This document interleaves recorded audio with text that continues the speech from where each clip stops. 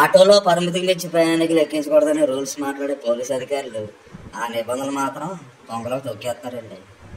ఇదిగో ఓ పాలు ఈ ఈడి చూసేయండి. మరి పెద్దాపురం మండలం మరలా గ్రామంలో ముంపు ప్రాంతాల పరిశీలనకు ఆ ఎమ్మెల్యే నిమ్మకాయల చినరాజప్ప గారు, జనసేన ఇన్ఛార్జ్ తుమ్మల రామస్వామి గారు తదితర నేతలందరూ వచ్చారండి. అయితే ముంపు ప్రాంతాల్లో వరద రేట్ని చూసేందుకు వాళ్ళందరూ ఇదిగో ఇలా ఆటో ఎక్కేశారు.